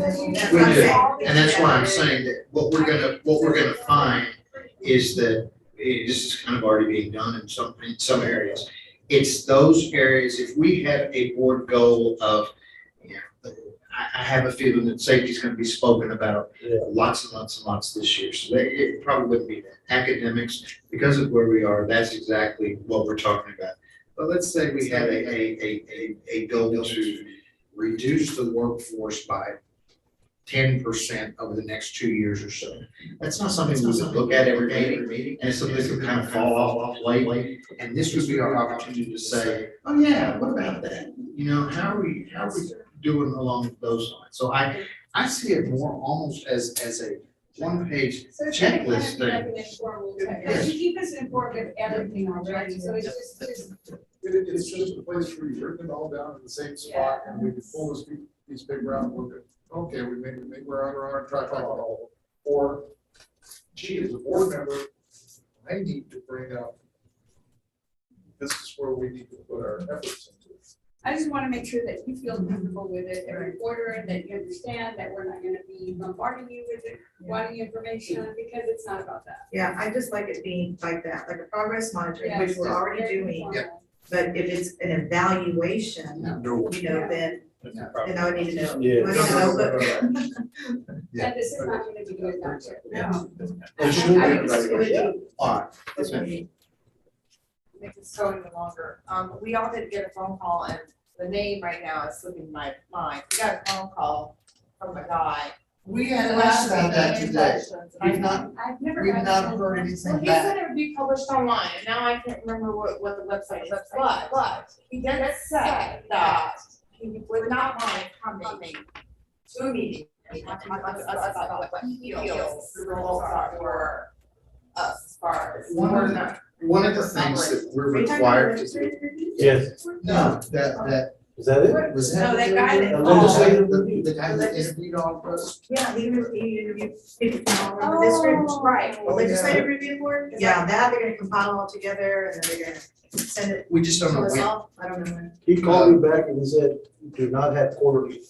You know, I think I agree with that. That's what he told me too, David. There's a second right there. I just think it's too long. What is that, legislative? It's a legislative. Ballot board. Legislative ballot board. Oh, that's the one that called it. The one LBB. from Texas. It's LBB, yeah, the legislative. I think we are calling the team, remember? One of the things that we are required to do annually also is our team building. We're required to have so many hours of that. Once we get through SLI, depending upon whether Joe and Martino choose to go to the new board orientation part of it there or not. Once we get through that, we'll find someone to come in and do the team building deal for us. And it's going to hopefully be kind of in line with our goals, our board goals, our district goals, have that all kind of put together. Just a suggestion, was it the magician, was it at the, was it the G? That was Yeah, CT. yeah. CCT, great speaker, great, I think he could do a really, that organization did a good job. You can bring us together. You can perform magic and get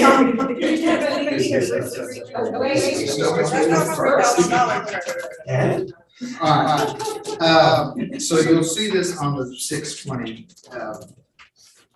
agenda, whether it's adopted as is or there's changes to be made, so be it. It's the legislative budget board. That's who that is. LBB. All right, the next item was board calendar that I dropped the ball on, but Ms. Ramos has picked the ball up. What you've got here is a starting point. It's an No, embarrassment. it's a starting point because there are a lot of things that need to go in here. And she's gone back several years and I've gone back several years through agendas, through board minutes to kind of say, this needs to happen, this doesn't need to happen. Obviously, we've got budget issues that are coming into here.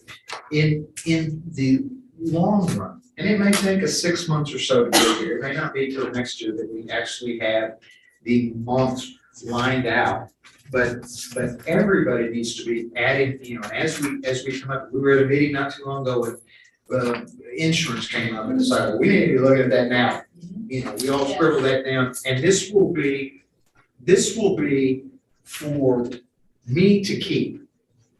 And the reason I'll keep this calendar is if Mr. Gluson calls me and says, I want this item put on the agenda, I may be able to say, well, if you look, it's coming up in March. And so that will, I think, help us going forward. And I don't plan to be in this chair forever, and I want to leave clear paths for the person coming next. I just want you to know that April, July, we have.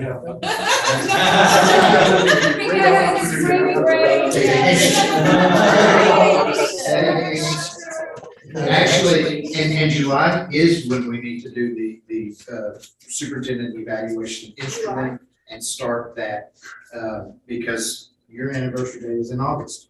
And that's when we need to have that, so I mean, there's.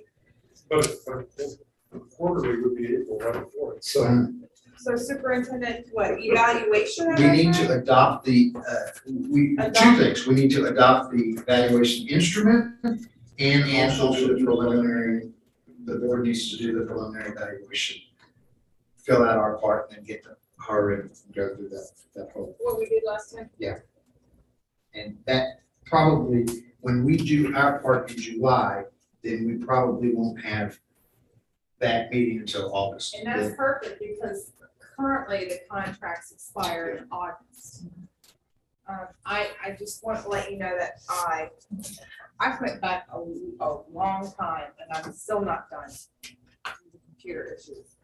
But I've only been able to sit down with Peter Pitts to get stuff on the calendar. This does not include, if you look, under Yeah, all these back things. yeah. workshop, I put workshops here, but I think it should fall under workshop and not guaranteed a month to do any action or work upon. But they're just mainly updates that could be moved. Under that, I just say needed information updates or items to be considered, and a lot of this has nothing to do with finance. Some of this stuff like E-rate information, I have to get through. Or maybe I can go with the superintendent and get more of an exact date of what things fall currently.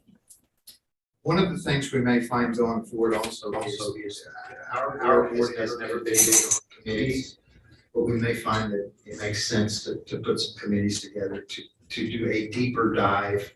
A couple of people do a deeper dive than all 7 of us may be able to. And as we build up trust in each other, some, group of 3 want to take on insurance, go for it. Right? But when it comes to the education part of it, that's my big weakness is that I don't understand a lot of the acronyms and things that are being used. We'll use that going forward. This is not something that we'll probably see on the agenda because it's going to be, it's not even going to be adopted. It's not going to be formalized, but we're going to be adding to it, and it may show up in your board packet for the next couple of months as a just kind of a work in progress. Yeah. If we're putting a calendar together, it should be Yes. on the calendar in the back. We need to make a calendar the whole thing. Yeah, but get a couple more just so we can. It only goes like 2 months back there, I think, or something. But that's what I'm saying. Yeah. Yeah, and as we move through that, we'll get there. All right, we have 2 other items on the agenda tonight.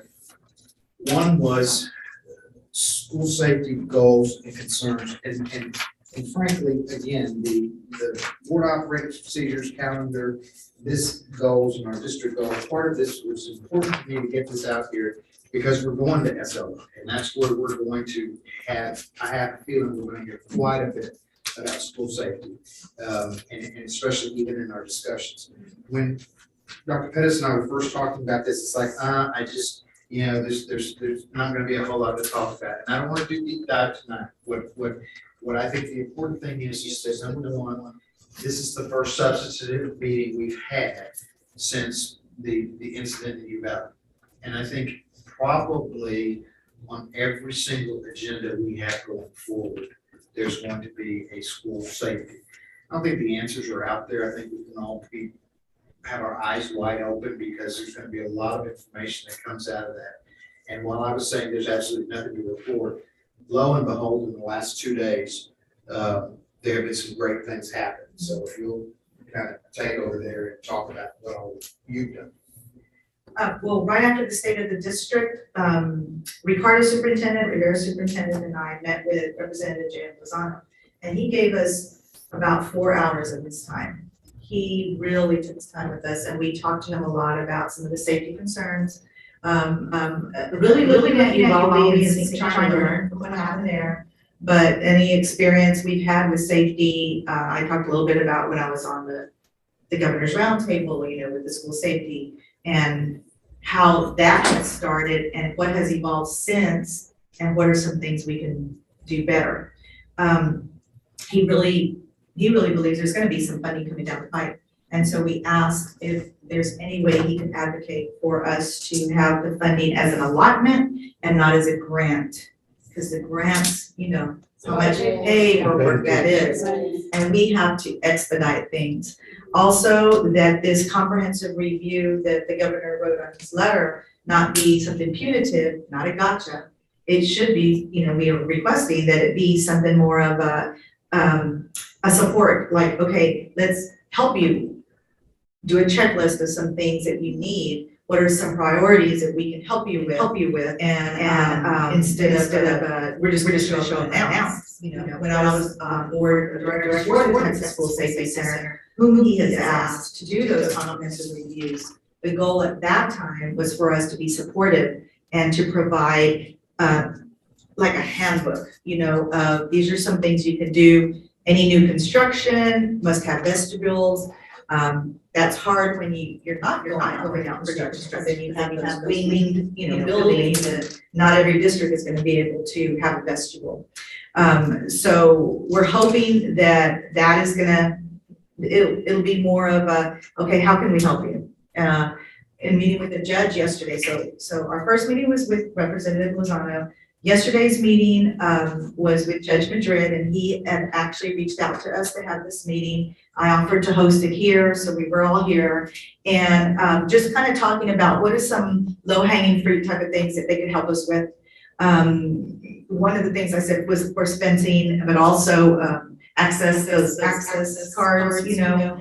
We talked about, in Florida, there's some lanyards that they have these little, it's not really a box, but it's a square and it's got little buttons, and like 3 buttons. And if it's an active shooter and everybody's wearing it, they press it and it goes out like to all law enforcement, you know, all first responders, everybody in the building, etc. If it's a bomb or whatever it is, you know, that looked really cool. And the SWAT team leader was here as well, and he said they use something called CopSync. And it's a program that alerts everybody about, but within their organization. Because we talked about that in Uvalde, it looked like there was a lot of miscommunication. You know, well, who's gonna do what, you know, and that was a lot of delay at the time.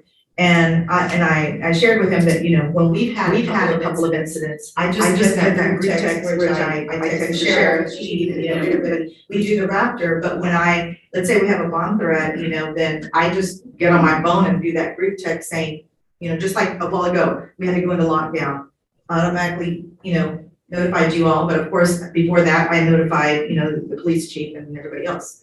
And I said, but there's probably gotta be a better way, because let's say my phone's not working or whatever, you know, and so that's why they were talking about, you know, I believe it was the one from Ricardo that said she had seen that one in Florida. So he's looking at that, we're getting quotes, and we're gonna have like a monthly meeting, get all together and see, okay, what progress have we made in looking into CopSync or looking into this other alert system? And how much is that gonna cost per district? And districts are different.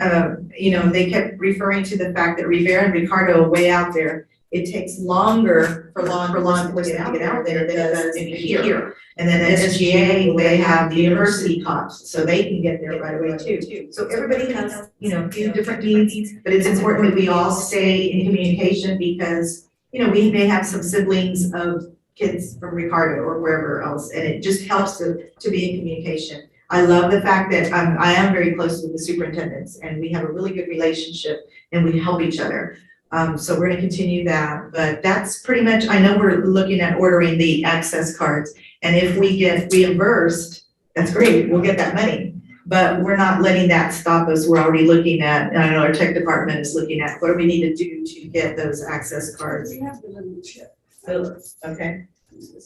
Dr. Perez. Does that serve as like a clock in also? No. Okay. No, no. Dr. Perez, what about, was anything discussed on having security inside the school? I'm glad you brought that up. Because we interviewed 7 people on Monday morning for security. And our security, and remember before we had like 0 people apply, but we upped it a little bit, the salary, and we had 7. We had some really good candidates. We did some second interviews with 3 or 4 that is like, there shouldn't be shoes because they're good, you know, and they seem to be really dedicated. And we talked about, Safety being an issue. and if y'all are okay with us doing that, and we can fit it in our budget, we can hire Put as it many in. as possible. Yes. Okay. Everybody heard that, right? Nobody forgot, next week, you're gonna forget, okay, everybody remembers that. Yes, it is a priority, it's a priority. So we talked about that because I really believe the live surveillance is such a huge help. Like we have Jason Villarreal that's at, when I moved him from high school to Gillette, it dropped the number of, little crisis fights, I guess you could say. Because his sole job is to walk around constantly, and he does, and everybody knows it. He checks doors, he checks windows, he checks to see if there are any suspicious characters outside. He does all that. He gets to know the kids during lunch duty, goes in the restrooms. If we ask him to go check the restrooms because of this or that, he goes. It's different than an SRO. SROs are fantastic to have too. They're armed, but they address things that are unlawful. A crime has to be committed, something unlawful. I can't really tell an SRO, go check the restrooms, go. Because they don't work for us. Yes. SRO stands for? Excuse me? School School resource officer. Yeah, yeah.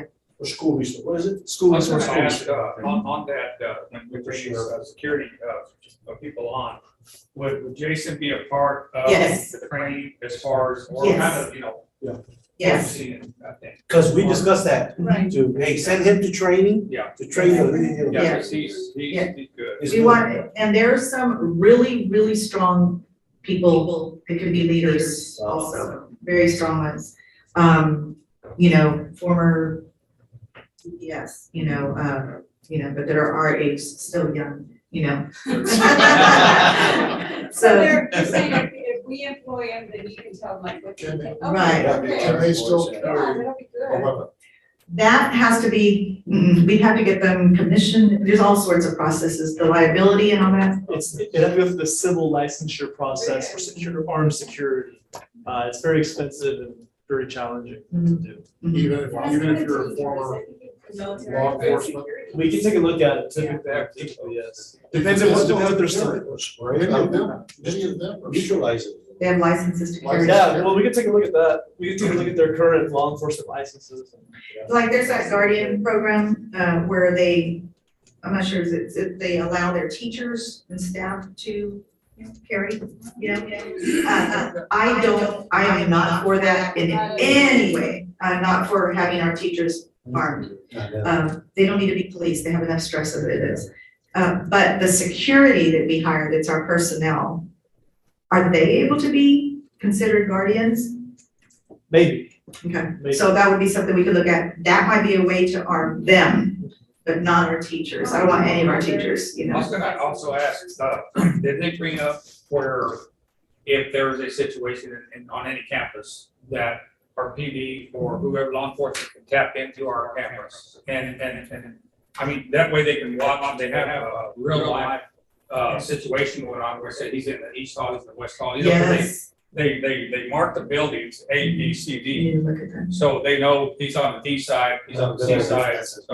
Right. And it's real life going on. Yeah, in fact, one of the applicants mentioned that, having something in the ear all the time and being able to notify law enforcement, saying, okay, turn on cameras, or make sure you look at the cameras and tell us, where whoever is. Yes, definitely. We want And then to also all that technology. and I don't know how would the community, you'd have to communicate out there that we are going to have a live active shooting type thing going on. A drill, you mean? A drill. Oh, yes, yes. Where, I mean, this involves border patrol, DPS, Yeah. maybe anybody. We talked about doing a tabletop. If we went to one about a few years ago, it was. I think they did, Outstanding. yeah, I think they did one at Coastal Bend College just the other day. Yeah, I think the courthouse is having one. yes, and that'll be one that we're gonna do That's too. good. And Dr. Sandoval is going to the threat assessment training, which he was already gonna go to. I mean, we were already ahead of this. We had posted for security even before Uvalde happened. Yep. We know that this is important. Does he have someone assisting him in any of the, as far as that part of his job? Who? Dr. Sandoval, does he have any, is he the lone person as far as the school safety, or does he have maybe somebody that Yes, yes, for the threat assessment team, yes, where they meet, and then, for the EOP procedures, for the active shooter drills, for all those, yes, he has a team, and our SRO is on the team, Okay.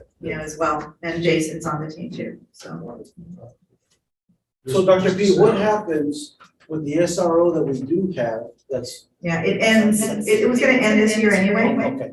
And I met with the sheriff, and he completely understood too that, he understands it. But we can call them, if, like any of our security calls right away, it's like 911, they're gonna report here. Right. And they did very quickly, even with the lockdown we had today here. I want to thank also Constable Hacks here with us. Thank you. Yes, Constable. officer, thank you so much.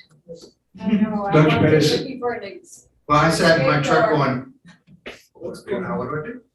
Am I supposed to call a meeting now, or do we go to meet somewhere else, or what? It was a good drill for us. It was a good drill And for then I us. said, our attorney come in, he's like, man, I can tell you everything. They were here all. We got a text They were message. quick. They were I'm on committed, the sir. spot. What can I Yes, say? they were. Yeah, we're gonna commit you. Who would have ever thought that it would have happened? I mean, we know That things van, like that may happen. But It's it's so so close. scary. because He it's comes in with a really cape. happened, I mean, it was horrible. Dr. Pettis, Mr. Kufal, any talk of forming a KISD in the future? Well, I did some research, Dr. Sandoval and I did. We had a Zoom with the chief of police at Beeville ISD, Chief Gomez. He's really very informative. If the bottom line, it would be probably close to 300,000 to kickstart that. But then, we gotta maintain it, we have to have the liability insurance, and we gotta get them the cars, or their ammunition, we would provide everything. I think a few years ago, Raymond Moya came from Zapata. He's Yes, sir. chief. Is that correct? Yes. Right? And I don't know what was presented at the time, though. And we looked at, we took a hard look at it at that point in time. And it's a tough decision. I mean, I don't think it's off the table. I think it's something we can continue to look at. And this is another area, but find a district that has one and let's talk to us about the pluses and the minuses. Beeville was real informative, and like you said, the other place, Zapata, right? It was Zapata, One of was the too. worst things you imagine having to dismantle that because it didn't work or you couldn't afford it or something. And the kind of message. Yeah. So I think a quick way would be to get some more manpower, some more live surveillance immediately, and then let's work on some long-term. Some big guys, we're gonna be our security, I'm really, live up it. I can't take job But I've done football players. That's what- KISD at the end of the day. We're there. At the end of the day, KISD is responsible for the student safety. Now, when I expressed in the past prior to getting on the board and as a parent, so I've gone to concern to city council, stood and public participated, my concerns of before and after school safety. And it fell on deaf ears as a parent and as a trustee. And then I finally met the constable that lives in my new precinct. And it took that to happen for me to finally see who that person was. And I, as a parent and a trustee, had a relationship with that. I understand it's our responsibility, but I would like to see the city, the county, and our elected officials show up randomly at the school, get to know our staff, understand the layout of the school, say hi to our parents, give high fives to our students. I'm not talking about all day. Your random 5-minute drop off, an hour and a half to get necessary. I really think they, too, should serve us in some capacity as well, not for a penny, not for a pat on the back, because it's their job. And I will speak as a parent that I don't personally see it. Someone's not getting my vote. So we're responsible, but it'd really be nice if they showed up out of the kindness of their hearts.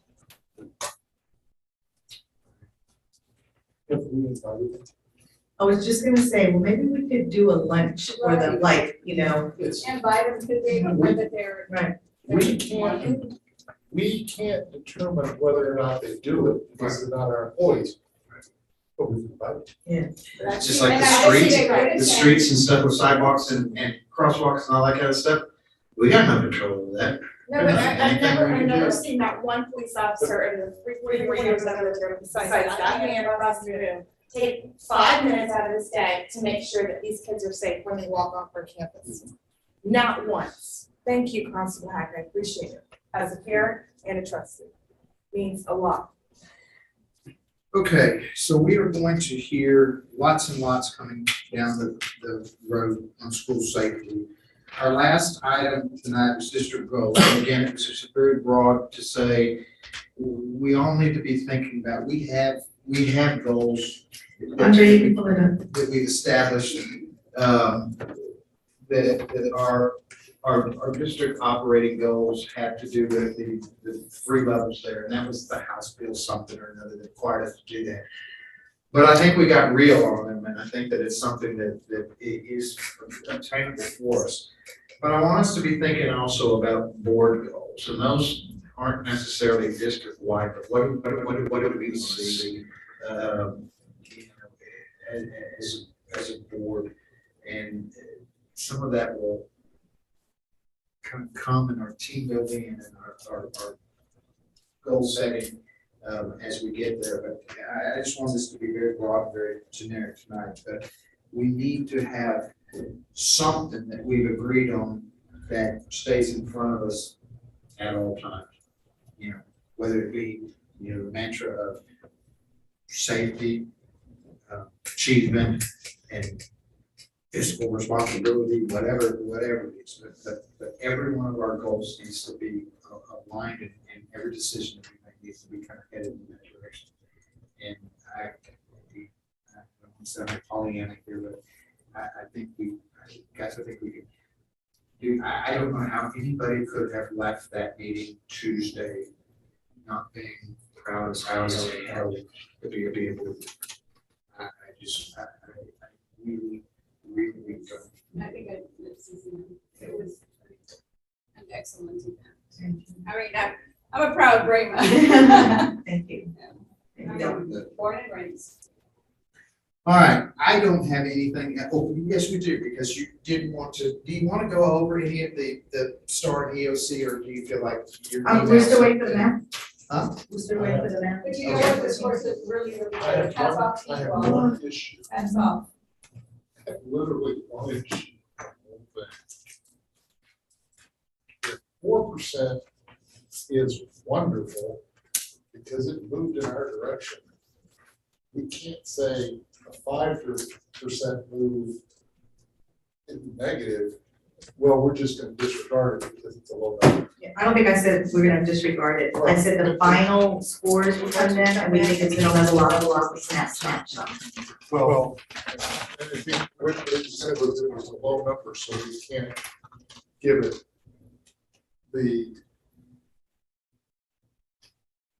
I'm just saying, you can't use one and then 1% difference.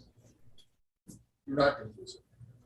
No, that's why I put it up there, and I put it in red. It's usually 5 or more or less than 5. You know? I put it up there in red, and I said I was trying to be transparent, to make sure I let y'all know that. Well, no, I mean, I was just looking at your text that you sent us as an email.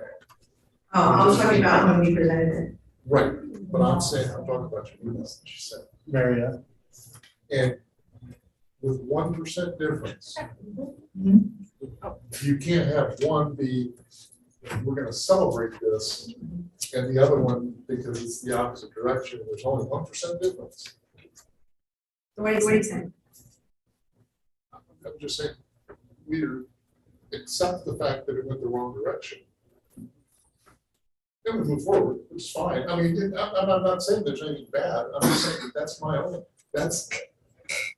So out of all those scores you've received so far, that's the only thing you say? That's the only, that's the biggest problem that I have. I think you You know did. what, I think the scores look great. I think you did. And it wasn't me, it was the teachers. The kids.